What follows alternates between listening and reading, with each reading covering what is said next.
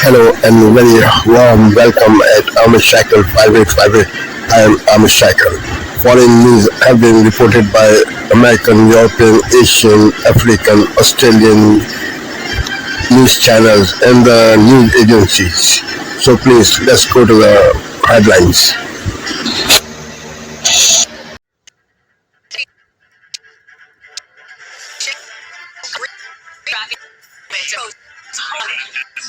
Inflation spiking as the ceasefire with Iran teeters on the brink. The new numbers on how much more you're spending on gas and food. With Iran just hours away, the vice president leading the U.S. team in Pakistan. Mystery in the Bahamas. Interviewed by police today, and you'll hear his phone conversation with a friend describing in detail his version of events. Basically, just bounced a low blow. Close call at LAX. A Frontier plane slamming the brake. CEO Sam Altman's home targeted by a Molotov cocktail today. Then the threats outside his office. The arrest tonight. The teenage cheerleader dead after drinking too much of a popular energy drink. The first public look at plans for President Trump's new arch, set to be built right there in the nation's capital, nearly 100 feet bigger than the one in Paris. Will she run again? The new most confidence from former Vice President Kamala Harris. And there's good news tonight about meeting your heroes and the emotional connection that saves so many. Nightly News starts right now. This is NBC Nightly News.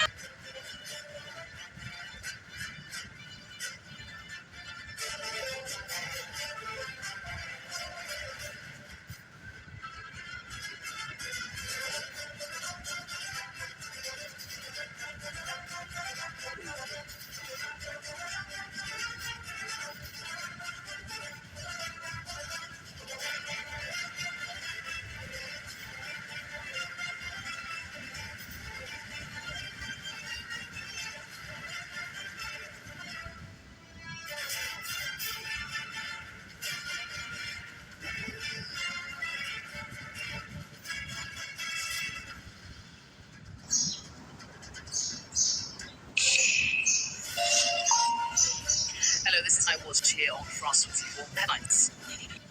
Artemis 2 astronauts pulled out of their rockets after a fiery descent back to the Earth. The crews returned, capping off a historic mission after coming to fly to the moon in more than 50 years. Members of the Iranian delegation touched down in Islamabad on the eve of high-stakes talks aimed at ending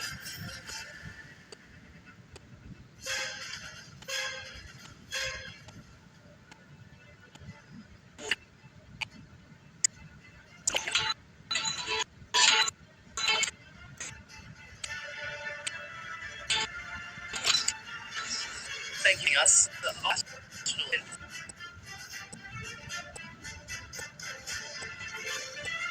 pulled out.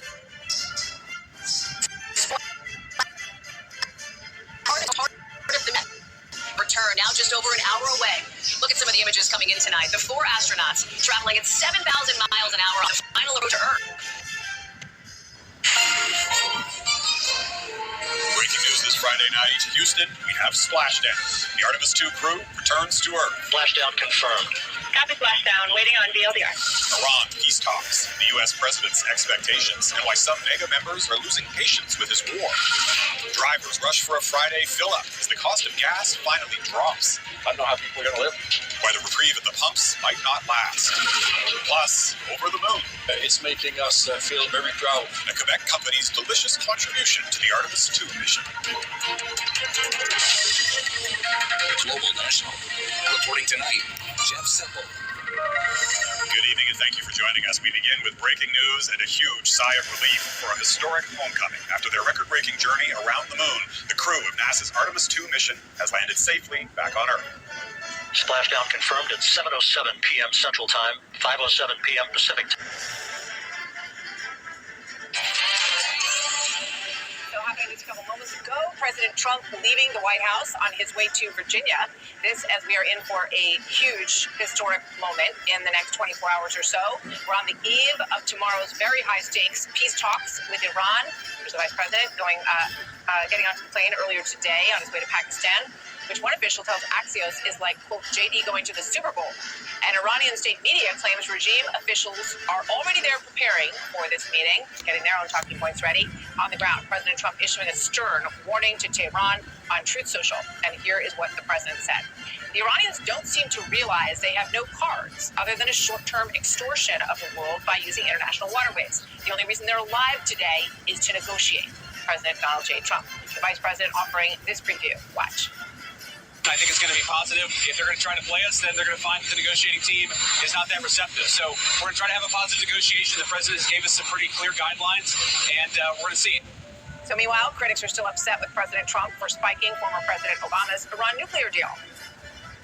It's a very strong agreement. Sadly, walked away from, not for substantive reasons, but because President Obama did it. The strait was open before you started this. Yeah, but they were close to having a nuclear weapon, 11 nuclear weapons. We had other ways of dealing Like with it. what, Obama's way? That worked. That did not work. Did they get a nuclear weapon under Obama? You could judge the beard now, talking about Iran. All right, so, Justin, let's start with you. I thought it was very interesting today that the Iranian parliament leader, and we never know when these statements come out, who's actually holding the current list of what the points of negotiation are, but he came out and sort of said there were 2 points. Lebanon has to stop being bombed, and we want money. They always want money. And tonight, a high-speed homecoming from space. Burn underway. Good engine control. The Artemis 2 astronauts speed towards Earth after an epic journey around the moon. These latest selfies before splashdown. We're going to need a copy of that photo when you guys get back. Also tonight, tough talk from President Trump as U.S. and Iranian negotiators head to make or break ceasefire talks. I think it's going to go pretty quickly, and if it doesn't, we'll be able to finish it off one way or the other. It's going well. The war and your money. Inflation pumped up by soaring gas prices. I'm thinking okay, I need gas or do I need food? The lies leak in me with the disgraceful Jeffrey Epstein. Need to end today. New fallout from First Lady Melania Trump's surprise statements. Expert Jeffrey Epstein. Late developments tonight from the Bahamas and the arrest of this husband following his wife's disappearance. And on the road, Steve Hartman with a 102-year-old who's using his hands in the pursuit of pottery perfection. This is headquarters in New York. This is the CAC News.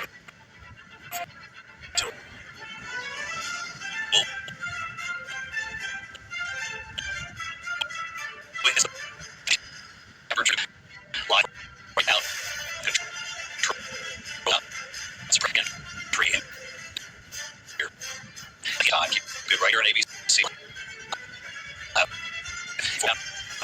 Off the coast of San Diego. Re-entry, as you know, is a precise step-by-step process. At 7:33 p.m., the module with the crew separates from the service module, which has been providing power and propulsion. The capsule carrying the astronauts then has to be angled just right for re-entry. At approximately 7:53 tonight, Orion then enters the Earth's atmosphere, the heat shield protecting the crew, and given the intense heat and the plasma, communications with the crew will be temporarily lost for about 6 minutes. Parachutes then deploying to slow down the capsule, ending with splashdown off Southern California. Again, we'll be on the air live covering it all for you at ABC's Will Reeve on the California coast tonight, leading us off. Tonight, 10 days after lifting off from Kennedy Space Center and traveling further than any human has ever traveled before, witnessing parts of the far side of the moon never seen by the human eye, these 4 Artemis 2 astronauts are now on their way back. And tonight, Mission Control says within the next hour, they'll begin the most dangerous part of the journey, re-entry into the Earth's atmosphere, and the blistering temperatures that come with it. That capsule carrying the astronauts facing temperatures of up to 5,000 degrees. At approximately 7:33 p.m., the spacecraft will separate from the module powering it, revealing the all-important heat shield to protect those astronauts. Then, at 7:53 p.m., at 400,000 feet, the Orion spacecraft will re-enter the Earth's atmosphere, bringing the most crucial 13 minutes of this return. At that point, traveling nearly 24,000 miles an hour, 32 times the speed of sound, 45 times faster than a commercial airliner. That re-entry will generate those temperatures of up to 5,000 degrees. That heat and the plasma that will come with it will knock out all communications between the crew and Mission Control for 6 excruciating minutes, but that's expected. Then an elaborate sequence of parachutes. The first parachutes, called drogues, deploy at around 22,000 feet, slowing the spacecraft to 200 miles an hour.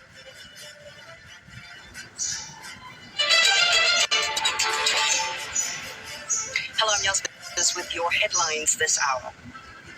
Splashdown confirmed at 7:07 p.m. Central Time, 5:07 p.m. Pacific Time. From the pages of Jules Verne to a modern-day mission to the moon, a new chapter of the exploration of our celestial neighbor is complete.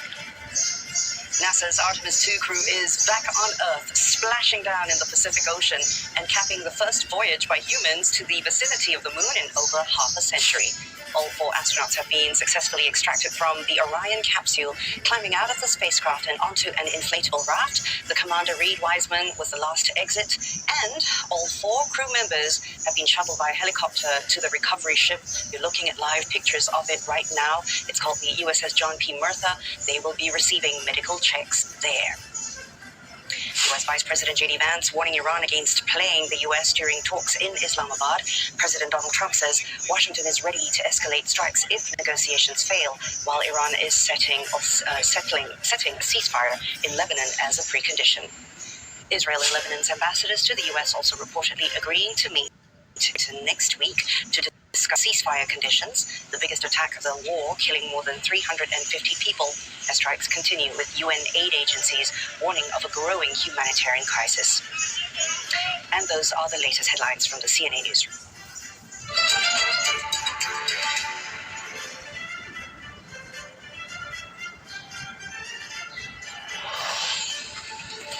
Houston, we are ready for every fed up position go. Happening this hour. Artemis astronauts set to re-enter Earth's atmosphere before splashing down in the Pacific Ocean. The return trajectory for Expert went great. They were right on the money, right down the middle where they're supposed to be coming back. The US president says he's optimistic about peace talks, while Iran demands a ceasefire in Lebanon as a precondition. And I think it's going to go pretty quickly. And if it doesn't, we'll be able to finish it off one way or the other. Prince Harry sued for defamation by a charity he co-founded. The Prime Minister to leave Singapore after reaching an agreement aimed at keeping fuel flowing from the key energy partner.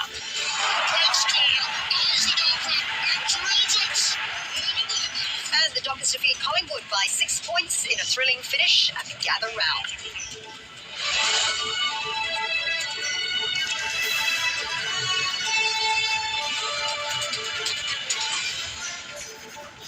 Good morning, it's Saturday, the 11th of April. I'm Fauzi O'Hebron. And I'm Joanna Nicholson. You're watching Weekend Breakfast.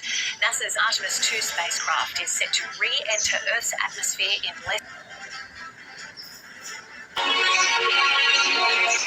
Tonight, in a special program from here in Beirut. All eyes on Islamabad. The streets are locked down as Pakistan's capital prepares to host historic negotiations between Iran and the US. But will they bring about a lasting peace?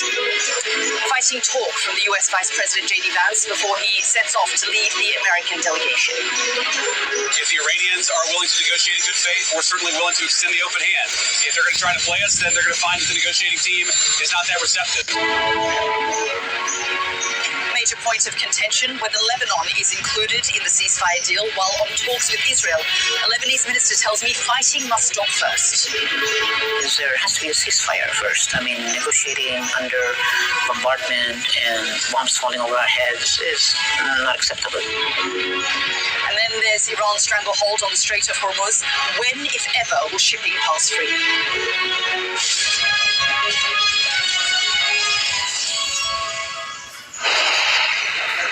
Hello and welcome to the special edition of The World Live from Beirut with me, Yalda Hakim. It was only on Tuesday that the US president threatened to wipe out Iran's civilization. Tomorrow, an American delegation plans to sit down with Iranian negotiators in Pakistan to talk about ending the war. Apart from a sense of whiplash,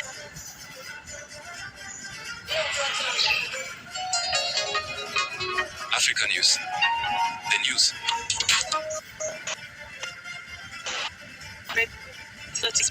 President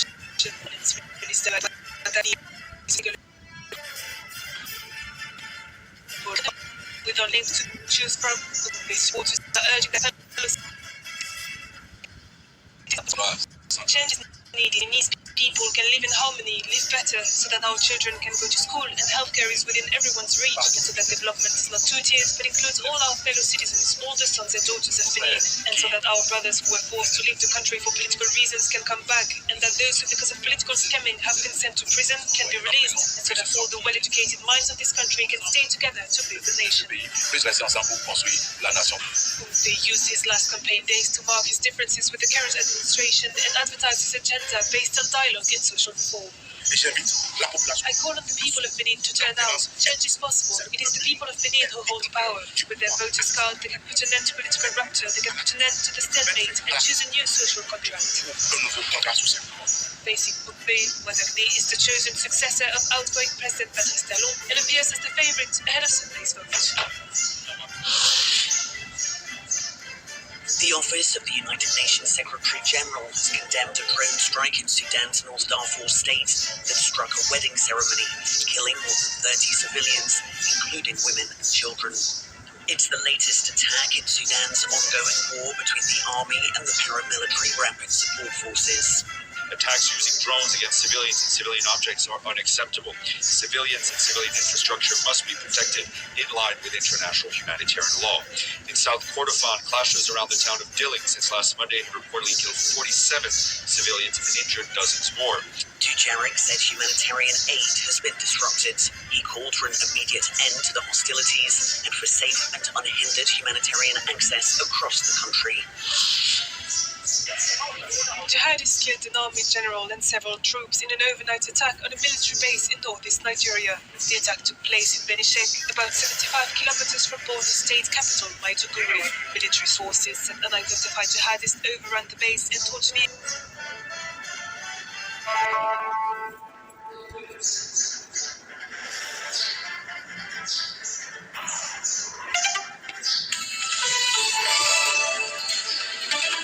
This is DW News, and these are the headlines. Parachutes? The Orion capsule containing the 4 astronauts aboard Artemis 2 has successfully splashed down off the coast of California. The team's 10-day mission to orbit the moon took them further into space than anyone has ever travelled and heralded a return to our nearest celestial neighbour after a half-century absence. Pakistan is preparing to host ceasefire talks between Iran and the US in what the country's president described as a make-or-break moment. US President J.D. Vance said Washington was willing to negotiate in good faith, but warned Iran against trying to play the US. The talks are expected to cover what will happen to Iran's enriched uranium and its ability to launch future missile strikes. Iran insists a ceasefire must hold in Lebanon before talks can proceed. Russia and Ukraine have agreed to a ceasefire over the Orthodox Easter period. The 32-hour truce will begin on Saturday at 1600 hours Moscow time. Russia and Ukraine have agreed to a ceasefire over the Orthodox Easter period. The 32-hour truce will begin on Saturday at 1600 hours Moscow time and end on Sunday night. Both sides agreed to a similar truce last year, but accused each other of violating it hundreds of times.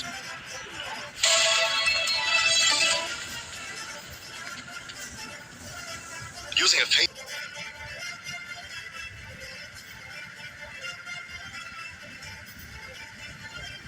Thank you for watching. I'm Shakil 5858. I hope you will come again. Have a good life. Bye-bye.